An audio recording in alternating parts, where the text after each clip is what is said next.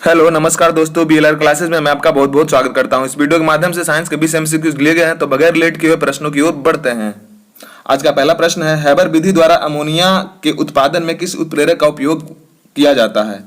Haber विधि द्वारा ammonia के उत्पादन में किस उत्प्रेरक का उपयोग किया जाता है? लोहा, प्लेटिनम, निकेल या फिर एल्यूमिना? ऑप्शंस को आप लोग अच्छे से देख लें। ऑप्शंस के लिए 2-3 सेकंड दिए ही जाते हैं। ऑप्शन ए इसका सही जवाब हो जाएगा। हैबर विधि के द्वारा जो अमोनिया का उत्पादन होता है उसमें उत्प्रेरक के रूप में, कैटालिस्ट के रूप में हम लोग लोहा का उपयोग करते हैं। जब पानी में नमक मिलाया जाता है तो निम्नलिखित में से कौन सा परिवर्तन होता है? जब पानी में नमक मिलाया जाता है तो निम्नलिखित में से कौन सा परिवर्तन होता है? क्वथनांक बढ़ता है और जमाव बिंदु घटता है, क्वथनांक घटता है और जमाव बिंदु बढ़ता है, क्वथनांक और जमाव दोनों घटते हैं, क्वथनांक और जमाव बिंदु दोनों बढ़ते हैं। तो ऑप्शंस को देखें आप लोग सही से। क्वथनांक बढ़ता है और जमाव बिंदु घटता है, ऑप्शन ए इसका सही जवाब हो जाएगा। नमक में पानी मिला देने से क्या होता है? क्वथनांक बढ़ता है और जमाव बिंदु घट जाता है।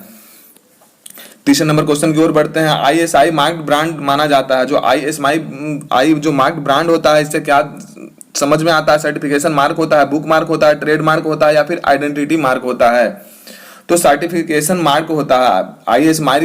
आईएसआई मार्क जो होता है सर्टिफिकेशन के लिए दिया जाता है, मतलब आप जो वस्तु खरीद रहे हैं वो बहुत ही अच्छा है। चौथे नंबर क्वेश्चन की ओर बढ़ते हैं। थर्मोकोल ताप युग्मक जो होता है उसके द्वारा बनाया जाता है? किसके द्वारा बनाया जाता है? दो अधातुओं के द्वारा, दो एक सदृश राशियों के द्वारा या फिर दो अदृश्य राशियों धातुओं के द्वारा या फिर इनमें से कोई नहीं? तो थर्मोकोल ये ताप युग्मक जो होता है क्या होता है, इसके बारे में जान लेते हैं। एक विशेष प्रकार का जो इंस्ट्रूमेंट होता है, हम टूल्स भी कह सकते हैं, इलेक्ट्रिकल चीज होता है जिससे हम क्या कर सकते हैं? एक विशेष बिंदु पर ताप मापा जाता है। इलेक्ट्रिक चीज का जो होम अप्लायंसेज होते हैं उनके एक विशेष बिंदु पर इसका जो टेम्परेचर मापा जाता है ताप युग्मक के ही द्वारा, थर्मोकपल के ही द्वारा मापा जाता है। तो ऑप्शन सी इसका सही जवाब हो जाएगा। ऑप्शन सी इसका सही जवाब हो जाएगा। दो असदृश धातुओं से बनाया जाता है। पांचवें नंबर क्वेश्चन की ओर बढ़ते हैं। समुद्री जल को शुद्ध जल में से किस प्रक्रिया द्वारा बदला जा सकता है? समुद्री जो जल होता है उसको शुद्ध बनाने के लिए किस प्रक्रिया द्वारा बदला जा सकता है? प्रवेदना, उत्फलन, विद्युत पृथक्करण या फिर उत्क्रम परासरण? ऑप्शन डी इसका सही जवाब हो जाएगा। समुद्र के जल को शुद्ध बनाने के लिए उत्क्रम परासरण का उपयोग किया जाता है, जिसे हम रिवर्स ऑस्मोसिस भी कह सकते हैं। रिवर्स ऑस्मोसिस के द्वारा प्योर किया जाता है समुद्र के जल को। छठे नंबर क्वेश्चन की ओर बढ़ते हैं। हाइड्रोजन को वायु में जलाने पर प्राप्त होता है। जब हाइड्रोजन को वायु में जलाया जाता है तो क्या प्राप्त होता है? जल, हाइड्रोजन क्लोराइड, एल्कोहल या फिर ईथर? ऑप्शन ए इसका सही जवाब हो जाएगा। जल प्राप्त होता है हाइड्रोजन को वायु में जलाने पर। सातवें नंबर क्वेश्चन की ओर बढ़ते हैं। वह विज्ञान जिसका संबंध जीवधारियों के अध्ययन से होता है क्या कहलाता है? भौतिक विज्ञान, गणित, सामान्य विज्ञान या फिर जीव विज्ञान? विज्ञान का वह शाखा जिसे जीवधारियों का अध्ययन किया जाता है जीव विज्ञान कहलाता है, बायोलॉजी। आठवें नंबर क्वेश्चन की ओर बढ़ते हैं। संसार का सबसे बड़ा परितंत्र क्या होता है? संसार का जो सबसे बड़ा जो बिगेस्ट इकोसिस्टम होता है क्या होता है? घास स्थल, बड़ी झील, सागर या फिर वन? ऑप्शन सी इसका सही जवाब हो जाएगा। जो संसार का वर्ल्ड्स बिगेस्ट इकोसिस्टम जो होता है सागर होता है, ओशियन होता है, क्योंकि इसमें बहुत सारे प्रजाति होती हैं, वेरियस प्रकार के प्रजाति होते हैं, इसलिए सागर को सबसे बड़ा इकोसिस्टम माना गया है। 9वें नंबर क्वेश्चन की ओर बढ़ते हैं। OF2 में ऑक्सीजन का ऑक्सीकरण अंक कितना है? OF2 में जो ऑक्सीजन का ऑक्सीकरण अंक है कितना होता है? 0.33, 0.1 या फिर 2? ऑप्शंस को देखें आप लोग। ऑप्शन डी इसका सही जवाब हो जाएगा। OF2 में ऑक्सीजन का ऑक्सीकरण अंक 2 होता है।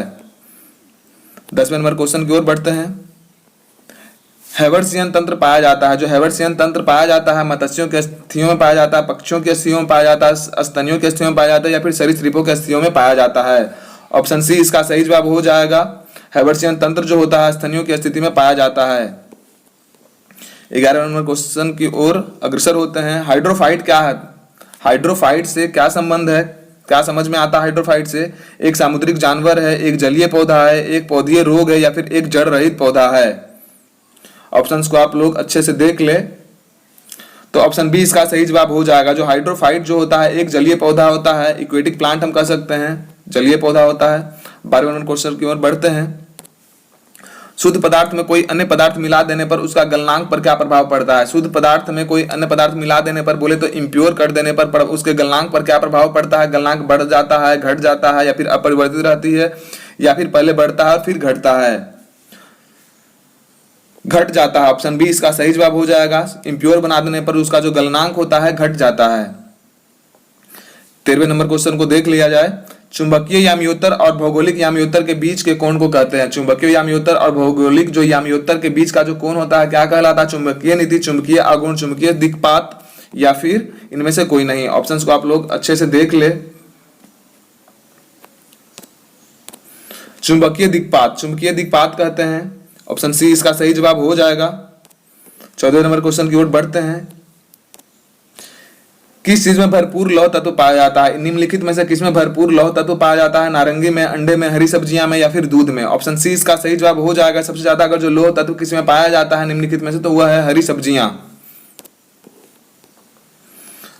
15 नंबर क्वेश्चन की ओर बढ़ते हैं।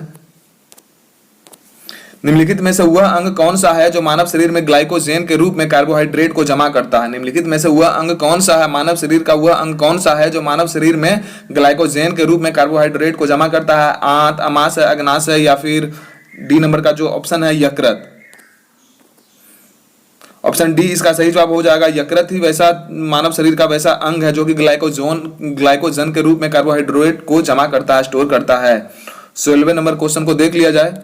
भारहीनता होती है, भारहीनता कब महसूस होती है? गुरुत्वाकर्षण की शून्य स्थिति में, जब गुरुत्वाकर्षण घटता है, निर्वात की स्थिति में या फिर इनमें से कोई नहीं। तो भारहीनता हमें कब महसूस होती है? गुरुत्वाकर्षण की शून्य स्थिति में हमें भारहीनता महसूस होती है। क्वेश्चन अच्छे लिए गए, आपके लिए उपयोगी क्वेश्चन है, तो लाइक और सब्सक्राइब अवश्य करें और अपने दोस्तों के साथ में शेयर भी करें, क्योंकि बहुत ही मेहनत करना पड़ता है वीडियो को लाने के लिए। और सब्सक्राइब अवश्य करें, अपने दोस्तों के साथ में शेयर भी करें और बने रहें लगातार BLR क्लासेज में। क्वेश्चन अच्छे लिए गए हैं तो आप सब्सक्राइब अवश्य ही करेंगे, कहने की कोई जरूरत नहीं है। टैकियान से तात्पर्य है, टैकियान से क्या तात्पर्य है? टैकियान से तात्पर्य है प्रकाश गति से तीव्र गति वाले कण से भारी नाभिक वाले अणु का भाग, वायु में ध्वनि की गति से तीव्र गति वाले कण से संबंध है या फिर जालक कंपन की मात्रा से। टैकियान का तात्पर्य किस चीज से है? ऑप्शन ए इसका सही जवाब हो जाएगा। प्रकाश की गति से तीव्र गति वाले कण से संबंधित है टैकियान। 18वें नंबर का क्वेश्चन की ओर बढ़ते हैं। प्राकृतिक वर्णनवाद से विशेष संबंध था। प्राकृतिक वर्णनवाद से विशेष संबंध था चार्ल्स डार्विन का, रॉबर्ट हुक का, डीब्रीज का या फिर लैमार्क का? तो चार्ल्स डार्विन यहाँ सही जवाब हो जाएगा। जो प्राकृतिक वर्णनवाद से जो संबंध था चार्ल्स डार्विन का संबंध था। 19वें नंबर क्वेश्चन को देख लिया जाए। रेडियो सक्रियता की इकाई है, रेडियो सक्रियता की इकाई क्या है? क्यूरी, बैक्वेरल, रदरफोर्ड या फिर इनमें से सभी? ऑप्शन डी ही इसका सही जवाब हो जाएगा। रेडियो सक्रियता की इकाई क्यूरी से भी हम कह सकते हैं, बैक्वेरल, रदरफोर्ड तीनों ही इसका सही जवाब हो जाएगा। आज का अंतिम क्वेश्चन है। आवर्त सारणी का लंबा रूप निर्भर करता है। जो आवर्त सारणी का जो लंबा रूप होता है किस पर निर्भर करता है? आवर्त पर, वर्ग पर, विद्युत रासायनिक क्रम पर या फिर अधातु पर? तो ऑप्शन ए इसका सही जवाब हो जाएगा। जो आवर्त सारणी का जो लंबा सारणी निर्भर करता है वो आवर्त पर ही करता है। आज के लिए सिर्फ इतना ही क्वेश्चन था, फिर मिलेंगे अगले वीडियो में। धन्यवाद, जय हिंद।